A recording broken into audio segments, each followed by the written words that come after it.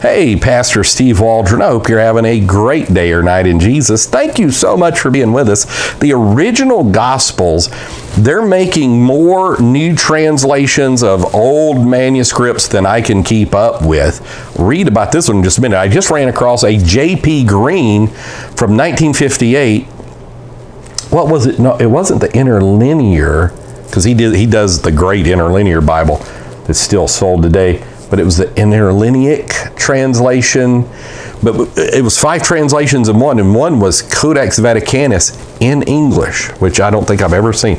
So the original Gospels, getting back to this one, an English translation of the old Syriac manuscripts, the Latin Codex Versalensius, and the most ancient Greek papyri by Mark A. Dumday. Now, who is Mark A. Dumday? The author has a Master's in Theological Studies, MTS, summa cum laude by Liberty Baptist Theological Seminary. Other works against modern heresies, God and man, the Bible, and Quran. So, I'm going to read what it says on the back, give you a feel for this, and then we'll look inside. Read the Gospels from the earliest manuscripts ever discovered, and then the original language of the authors. Matthew from a late 2nd century Aramaic text, just like Jesus spoke. Luke from Papyri 4 and 75, 175 AD. John from Papyrus 66, 125 AD. And Mark from the Latin Codex Versalensis 355 AD. These early manuscripts lack the difficult readings that have corrupted the Gospels over the centuries. This book is a very literal translation, but uses modern English words and syntax. It uses a history of 1st century Israel and biographies of people like Pontius Pilate, Tiberius, Herod, and his sons based on such ancient writers as Josephus, Philo, Tacitus, Dio, Suetonius, Dead Sea Scrolls, and the early Talmud. It's a perfect book for pastors, teachers, and students to study the Gospels in depth. So you open it up, you've got the Gospel according to Mark, and the first thing you notice is it's good print. It's not large print.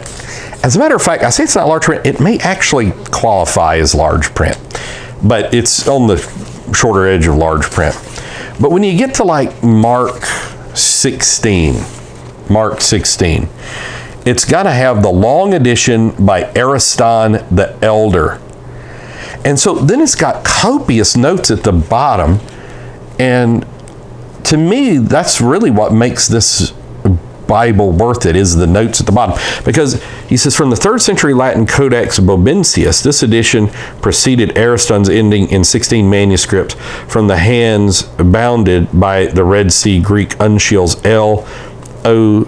83 and 099 and minuscule 579, Bohairic A and E, Sahidic 50-108, and the Bodleian in 7 Ethiopian codices, all from the 5th, starting in the 400s, to the 13th century.